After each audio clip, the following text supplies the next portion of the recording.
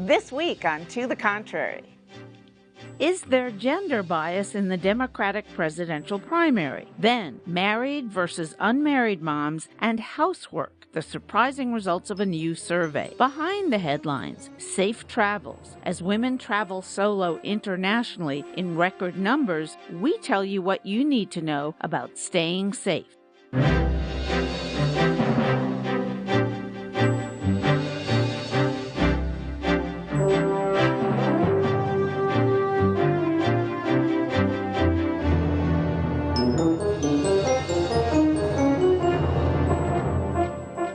I'm Bonnie Urbay. Welcome to the Contrary, a discussion of news and social trends from diverse perspectives. Up first, women running for president. With a diverse field of 21 Democratic presidential candidates, a pink wave in 2018, and an understanding that African American women are the most loyal voters in the party, why are white men leading the pack? A Morning Consult poll this week shows Joe Biden in the lead with 40%, followed by Bernie Sanders at 19%, then Elizabeth Warren and Kamala Harris in the single digits. These numbers have stayed fairly consistent among different polls. Also consistent is polling data suggesting Democratic primary voters support female candidates, but they're skeptical that a woman can beat Donald Trump. Political analysts say it's not surprising because voters hold female politicians to a higher standard than men, and they have to work harder, defend policies more fervently, and be more likable. So, Latifah Lyles, why aren't the women breaking through? I would say the women are breaking through. We are working in a system that significantly favors white men historically, and it's that system is that what we need to really address. I also agree. Women are breaking through in this moment. We have so much more at our fingertips than we used to. So I think women are continuing to push back, and we'll see the positive effects of that in the years to come. Well, I just hope we can change the narrative, really, truly, because it is worrisome. And the most worrisome part is the polls are showing that the men are ahead and the women are not. And I want that to be different.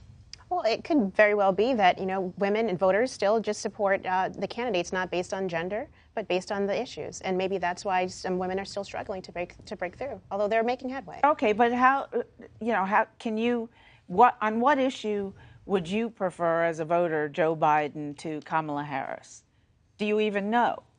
Well, no, at this point in the game, most voters don't know. So it's really more name recognition and cultural biases, Absolutely. Right? But why didn't the Me Too movement change all this already? Why didn't second wave feminism change it? This is not a new problem. And Bonnie, is exacerbated by the fact that the Democratic base is so desperate to defeat Trump. And that is a problem because they're like, whomever looks like he's going to defeat Trump. And I say he because people truly believe that this is not the moment to take a risk.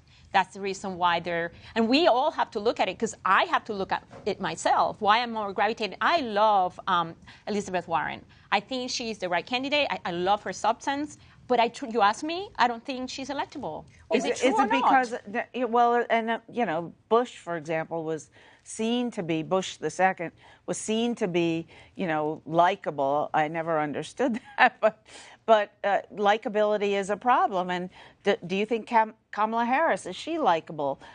Is Elizabeth Warren likable, or Gillibrand, or Amy Klobuchar? It's a different set of lenses we wear when we look at the females versus the males, because that notion of likability goes back to the business world of many, many years ago, when you can sit and have a beer with someone. Do you want to sit and have a beer with your president? Is this Hillary Clinton's fault, though, for having I don't want to fault that. that most people would say is she wasn't likable. She's brilliant. She's a lot of things, but she's not warm and fuzzy.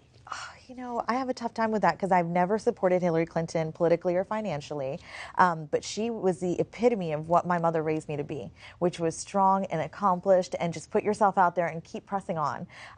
But yeah, there was that element of, do you feel like you could sit down with Hillary and would Hillary want to really get to know you? No, Hillary had a set of aspirations that were political in nature, and she was on that road and nothing was going to take her off. But to fault her for that, I think, is going a step too far. I would just add, the media plays a role here. I mean, the spreads that we've seen of Beto O'Rourke, with him and, blue jeans and his dad, with the beer and all of that, really trying to boost his likability. I think it actually does make it really hard when you have some folks that are pushing Beto one day, then they're pushing Bernie one day in the media, and they're not giving attention to women who, I will totally disagree with all the policies coming out of like Elizabeth Warren, but I will say she is actually putting some policies out there. And Elizabeth Warren has been working very hard, and she's been working hard arguably the longest on the road doing the traditional grassroots work to get elected. And at this point, and I would also say I probably would like to have a beer with Elizabeth Warren. I think she'd be kind of interesting to have a beer with. Did you see the video? She did that video. I know. Her husband didn't even have it with her, Latifah. I know. You didn't want to come in for that beer. So, but I think that the moment that we're in right now is so telling about the insecurity to have so many candidates from so many diverse backgrounds showing up with credentials, with hard work, rolled up sleeves. We are in a point of crisis of confidence in this country where we are overflowing with folks who have a good message and could run for office and beat Donald Trump. But I think that there's so much insecurity because we are really in a moment in time because of this presidency that we have never been in before.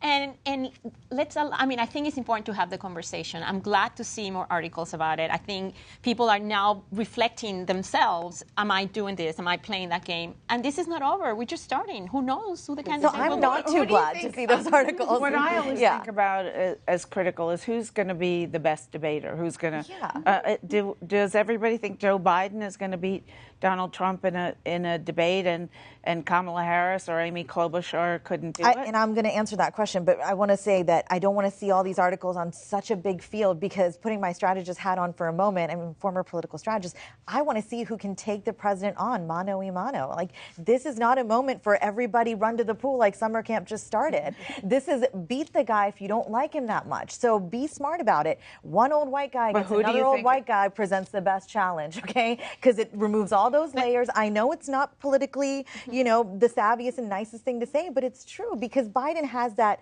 touchy-feely, tells you like it is thing. And Trump, I remember interviewing a Democratic strategist when Obama was running, and they were talking about who his VP would be, and because he was, because he's of color, I was told something like, it's got to be, white milk.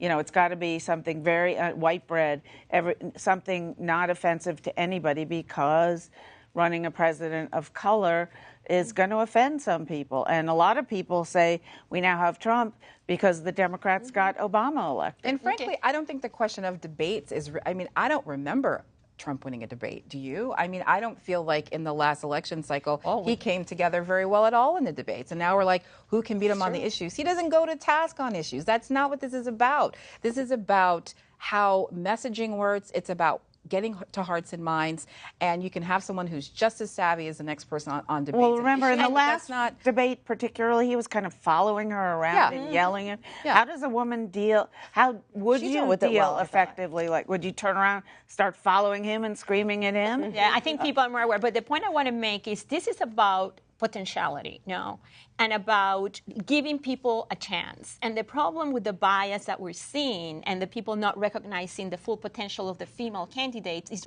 they may be the best candidate to go after Trump if we do not look at it through the bias of Hillary Clinton lost because she was a woman, or women cannot really put together a strong field operation. But Latifah, respectfully, it is about the issues this time.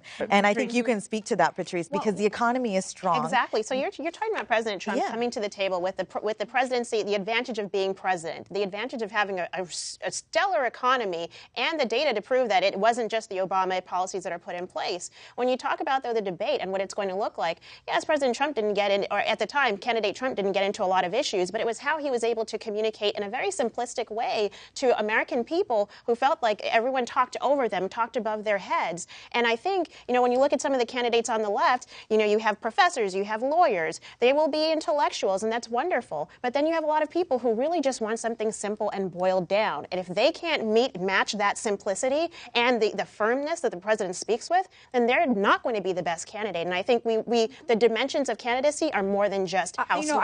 No, we're out of time. Sorry, we got to move on. Let us know what you think on this issue. Please follow me on Twitter at Bonnie Urbay. from women in presidential politics to moms at home. If you assume married moms do less housework than single moms because they have a partner around to help out, you would be wrong. According to a survey by the universities of Maryland, Texas, and Southern California, when it comes to domestic work, married moms do more. Let's get this straight. Married and single moms spend equal amounts of time caring for children. The survey is referring to other things such as cooking, laundry, and house cleaning, and only in heterosexual marriages. Why is this? Researchers say mothers married to men try harder to meet old-fashioned gender expectations of providing home-cooked meals, clean homes, and clean clothes. The researchers even adjusted their findings for differences in employment, education, race, and number of children or other extended family members at home. They report married women spend an average of just fewer than 3 hours daily on housework compared to just less than 2.5 hours for unmarried women, a difference of about 32 minutes each day. Researchers call marriage a gendered institution. What do married moms give up? Leisure time and sleep.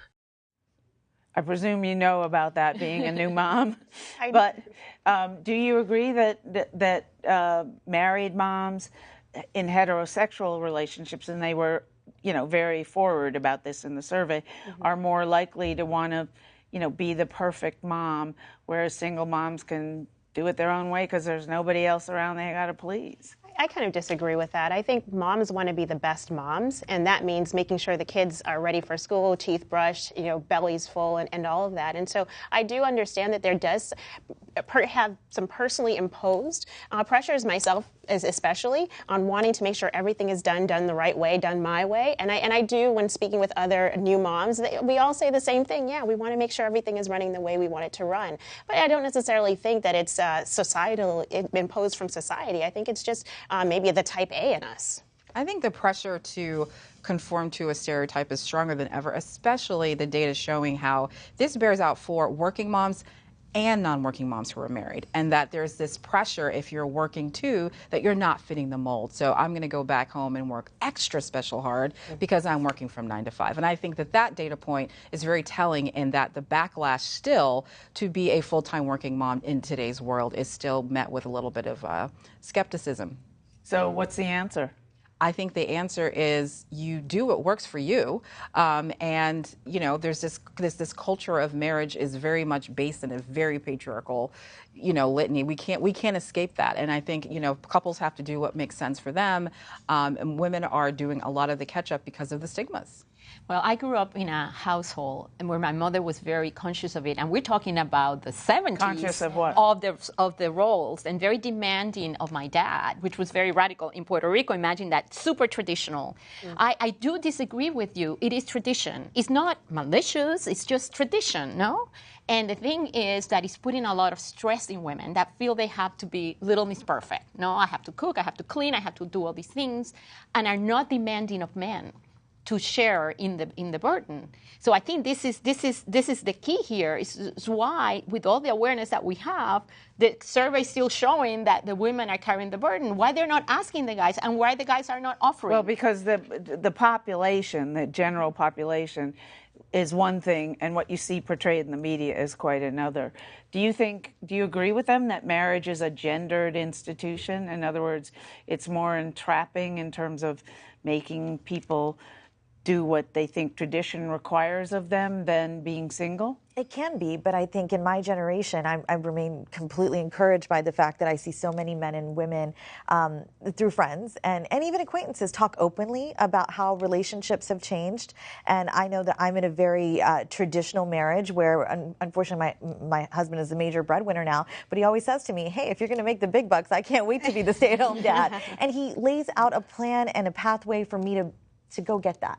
It's possible for me because he makes it possible. So I think certainly roles are being challenged in these new generations. But what I'm really worried about, I'm a forever optimist. I'm super worried about sort of the impact that social media is having on mothers who are whether they're stay at home or working. Well, it's because what's the impact? It's the availability of credit. And now everybody has an iPhone or an Android that's super, complex, and they can see right at their fingertips what another mom is doing. She has a great stroller. She's out to drinks and dinner, and somehow, the pictures don't tell the full story, and everybody's striving for this perfection. And so you may have That's mothers not new. I remember we did a story 10 years ago about that. Somebody surveyed the average income of families on television, and it was $200,000 a year, which of course is way above the average income of the average American family. And so it may be true in social media. It's also been true in television. So this is not a new influence. And it's because of the availability of credit, right? You can go out with your Amex, get the same Nikes, that anybody can have. To your point, though, I think the difference is it's not just some other person on TV and their expensive $800 stroller. It's my friend. It's the woman in the mommy circle. It's the mom that picks up their daughter at school that I see every day and what she's posting. I do think, though, to the question about how do we solve this, flexibility in the workplace, I think, is going to be have a major impact. So when you can work from home, all of a sudden, moms and dads can start to do a lot more of the chores and share the chores in a way where you don't feel like you're crunched to get everything done at the beginning and at the end of the day, and that stress level does start to decrease. And I think when we at the Independent Women's Forum, we've polled men and women, and we've resoundingly found that they want not just flexibility in the workforce and in workplace, but also childcare and how does the government play a role in all of these things? So, but I think flexibility is going to be huge. All right, thanks. Well, we're out of time on this one too, Latifa. Sorry. Behind the headlines: traveling solo. Women are visiting foreign countries alone more often than ever. They are frequently motivated by a sense of adventure and excitement, but that experience comes with risk and harrowing tales of surviving violence abroad. I was assaulted by a Roman citizen, and it was quite physical, the assault. He was trying to rape me. He had locked me into his apartment, even though I had expressed a non-desire, not only to not have sex, but to end the night. Ultimately, I wind up maybe 6 hours after meeting him, hanging off a 6-story building, fending him off, and then escaping. Carrie Potts, a survivor of an attack while traveling abroad, is the VP of Pathways to Safety International. It's an organization created to help women attacked on foreign soil. She says she had to climb across rooftops and down 6 stories to escape her attacker. It was 2 or 3 in the morning when I got back to the hotel. The embassy doesn't open until 8 or 9 o'clock in the country I was in. So you have to sit there and wait, which was hard for me because my assailant knew where I was staying. So I felt unsafe for those 5 or 6 hours. I had the police in my room screaming at me to go with them for an interview, but I didn't have an interpreter. So now I have the police yelling at me in my room at 3 in the morning. I don't have an interpreter. Potts' frustration with the lack of services for victims has been echoed by other survivors and advocates. Pathways' mission is to help provide them. We will give them vouchers to move to a new hotel. We'll get them arranged with an Uber to get them to a place to get a rape kit or hospital visit. We'll interact with the police. We'll provide translation services, everything that they would need to navigate those systems. But just how risky is it to travel alone? The truth is, no one quite knows.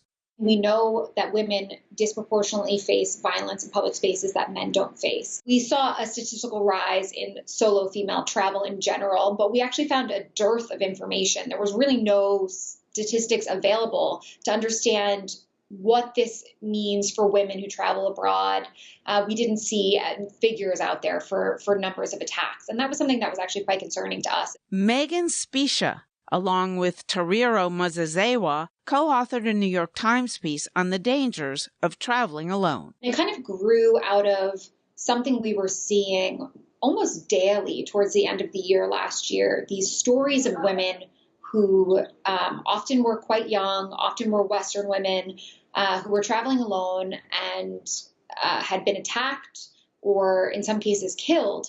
Specia says the article wasn't meant to scare female travelers, but to help them prepare to manage the risk. So whether that's learning self-defense, so you feel more prepared in these public spaces where you might be threatened, or whether that is carrying a GPS tracker so that your friends and family can know where you are at all times, or whether that's, choosing a hotel or an Airbnb that has security features and spending a little bit more money to do that. But no matter how well prepared a woman is, there's no guarantee against being attacked. One of the things that we wanted to emphasize with this story as well is the understanding that this is part of a broader fabric of violence against women. This is just a thread in that broader fabric. So, when we talk about the attacks on female travelers, what we're really talking about is gender-based violence and how patriarchal norms and some of the cultural assumptions that we make can actually factor into this type of violence.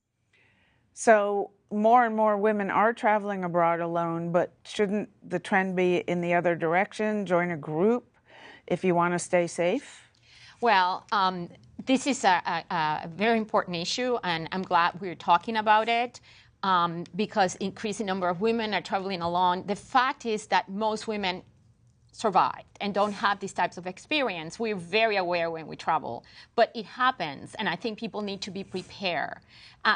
The most important issue is the safety issue, how to get ready. We cannot safety and language. Language. Because you how could get gonna attacked in your hometown, and it's not like we live in a violent, free country ourselves. Exactly. But at least you know the cops. You're in the same language. This organization that you are highlighting, which is really important, it's giving tips for women that are traveling by themselves. As you know, I do international work. I travel a lot. I travel a lot by myself, at least to get there and to get to some of the meetings that I go. I'm incredibly conscientious of, how I do things, very conscientious about safety, but things can happen because some of these countries is very unsafe. It's unsafe for the women from those countries, even more for you. They know you're a foreigner.